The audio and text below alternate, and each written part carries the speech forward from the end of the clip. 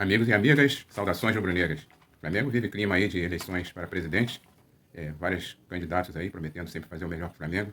Vou aproveitar esse momento também para lembrar de um ex-presidente do Flamengo, que muito fez pelo Flamengo, importantíssimo dentro do Flamengo, que está na história do Flamengo. Estou falando aqui de Jorge Elal, um norte-americano naturalizado brasileiro, nascido lá em Paterson, na cidade de New Jersey, nos Estados Unidos, em 10 de setembro de 31. 10 de setembro, está comemorando aniversário agora. Um abraço e um parabéns da nação para o senhor, por desejar muita saúde e paz.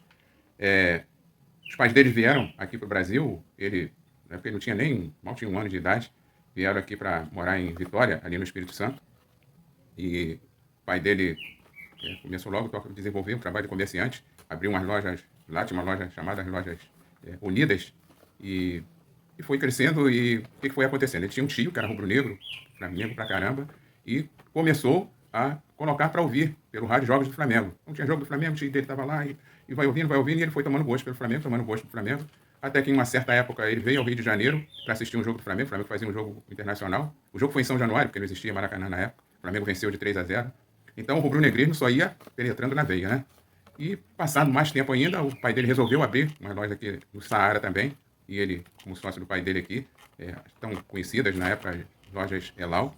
E lá no Saara tinha muito rubro-negro, tinha sócios, torcedores estavam sempre lá e tudo, e ele, no meio daquilo ali, foi cada vez mais aflorando o rubro-negrismo dele, e a tal ponto de chegar a uma época que os candidatos iam lá no Saara conversar e tudo, e respeitavam muito também a opinião dele também. Então ele conta o fato que na época o André Richer, que era um candidato também a presidente, não era cotado para ser eleito, tinha vários outros nomes bem mais fortes, e ele disse que apoiaria o André Richer, e é porque o André Richer foi eleito presidente, o convidou para ser vice-presidente, e ele foi, e alguns fatos daquilo ali, ele fez a contratação do TIM, era um nome badaladíssimo, com vários e vários resultados positivos, e o TIM veio, indicou para ele para que contratasse o Doval, o Narciso Doval, vários rubro-negros conhecem aí, e tantas alegrias deu para o Flamengo, e o Narciso Doval sempre também aflorando o rubro-negrismo dele, tornou-se sócio do Flamengo, e a história é linda que o Doval também deixou por aqui. Nessa época de vice-presidente, aí lembrar uma das passagens dele que ele conta também, que o Tim disse para ele, olha, tem um jogador aí no elenco que ele está afastado, e é um jogador importantíssimo, muito bom, mas eu, por uma questão de disciplina, não posso colocar no elenco, mas você pode ir lá e conversar com ele e acertar o retorno dele. Ele foi lá, conversou com o jogador, então, você quer voltar, quer jogar? Ah, quero, então você vai lá, se desculpa lá com o técnico lá e pede uma nova chance. Tudo acertado. O jogo era contra o Botafogo e o time colocou uma função para ele, ó, você vai ter que parar um jogador lá, que ele é que desequilibra o jogo. Esse jogador era o PC Caju, Paulo César, tão conhecido da gente aí.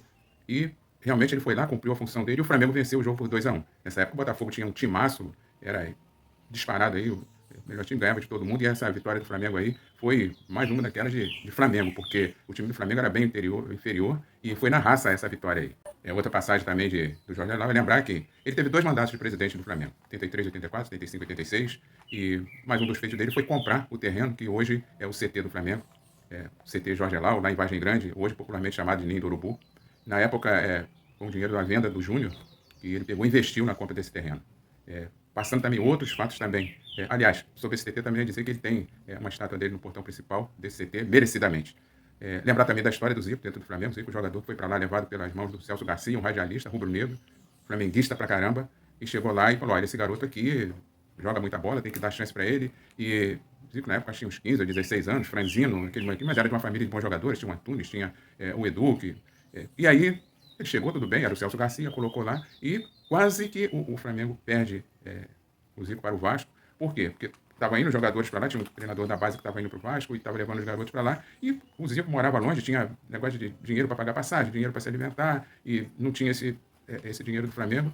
E aí o Jorge Elal chamou os pais dele lá e conversou com o pai dele. Não, o Zico vai ficar aqui. E, detalhe, ele passou de maneira sigilosa a custear custo da passagem, custo de alimentação, chamou o médico do Flamengo para que fizesse um trabalho muscular para o Zico, porque era muito franzino, ele precisava de ter um desenvolvimento bem melhor atlético, e ele custeando esse tempo do Zico lá, do próprio bolso, até o ponto do Flamengo poder custear, então, a permanência do Zico lá na Gávea.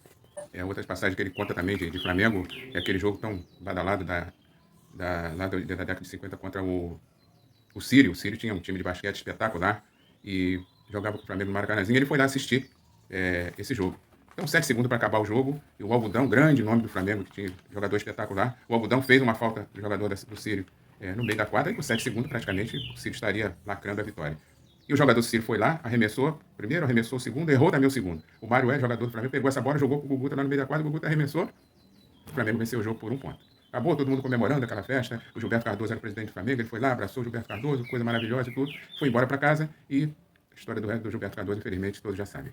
Como dirigente também, lembrar assim, que ele gostava muito da base, investia na base, queria o melhor da base, porque surgiu também na época dele lá, o craque que o Flamengo faz em casa, e fazia mesmo. Então, você vê depoimentos de jogadores, ex-jogadores da época, Cantarelli, Moza, Leandro, Rondinelli, Andrade, Adílio, Júnior, Gilmar Popoca, Nélio, Júlio César Miguel, todo mundo é só elogio. Leandro, faz uma declaração emocionante. Júlio César, ajuda até familiar. Ele ajudava demais. Era um paizão, conforme eles falavam que era. Era aquele puxar a orelha na hora certa e fazer o carinho na hora certa, e os garotos se tornassem realmente uns adultos bem disciplinados e com muito rubro-negrismo, sabe? E registrar aqui também um momento marcante, emocionante, que mais talvez toque ele, foi na despedida do Zico, naquele Fla-Flu lá em Juiz de Fora. O Flamengo venceu, acho que 5-0 o jogo, o Zico fez um gol de falta espetacular, e o Zico saiu, foi em direção ao túnel do Flamengo, e tirou a camisa e entregou para ele. Ele diz que é um momento que vem as lágrimas realmente, essa camisa está com ele lá, guardadinha lá, e é histórico isso daí. Então, pessoal, esse aí é o Jorge Alau. Lau, Uma Paixão Rubro-Negra. Realmente é um livro que tem aí de Jorge Alau para ficar eternizado esse momento desse dirigente do Flamengo, com muitas e muitas glórias. Jorge Alau, o presidente, o qual o Leandro assinou um contrato em branco, entregou na mão dele para continuar no Flamengo, tendo certeza de que o melhor ele faria para ele. Então esse é o Jorge Alau. Era o vídeo de hoje.